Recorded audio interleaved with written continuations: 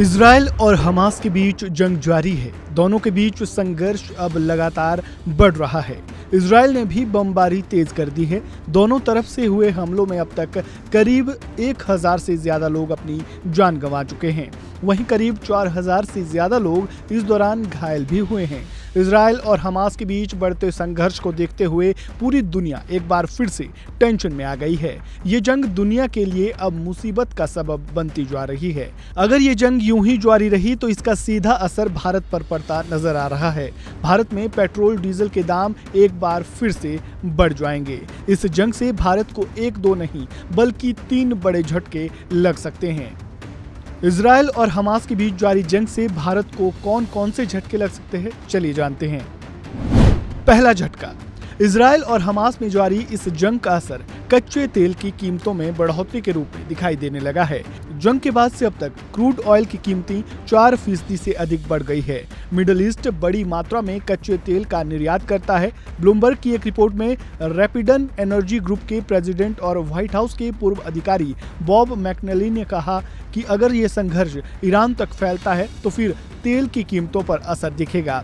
ऐसे में इजराइल और हमास के बीच जारी जंग से आने वाले दिनों में कच्चे तेल की आपूर्ति प्रभावित हो सकती है, जिसके चलते क्रूड ऑयल की कीमतें और बढ़ सकती है। दूसरा झटका, इजराइल और भारत के रिश्ते काफी मजबूत है और इसके साथ ही दोनों देश बड़े व्यापारिक साझेदार भी हैं। इजराइल के लिए भारत एशिया में तीसरा सबसे बड़ा ट्रेड पार्टनर है। इजराइल में कई भारतीय कंपनियों का निवेश है, तो इजरायली कंपनियों ने भी भारत में बड़ा इन्वेस्टमेंट किया हुआ है।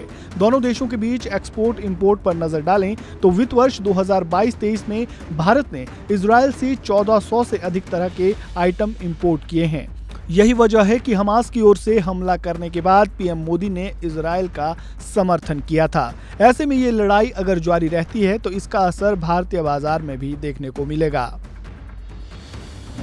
तीसरा झटका, इजराइल और हमास के बीच जारी जंग के कारण भारतीय शेयर बाजार में गिरावट देखने को मिली है।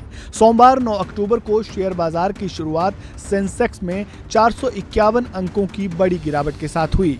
इसके चलते बीएसई का मार्केट कैपिटलाइजेशन 362 लाख करोड़ रुपए से कम होकर 316 लाख करोड़ रुपए हो गया। यानी कुछ ही मिनटों में बॉम्बे स्टॉक एक्सचेंज में लिस्टेड कंपनियों में पैसा लगाने वाले निवेशकों की 4 लाख करोड़ रुपए डूब गए।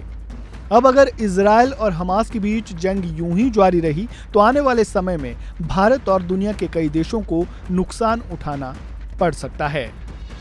इस वीडियो में फिलहाल इतना ही। ताज़ा अपडेट के लिए बने रहें वन इंडिया हिंदी के साथ।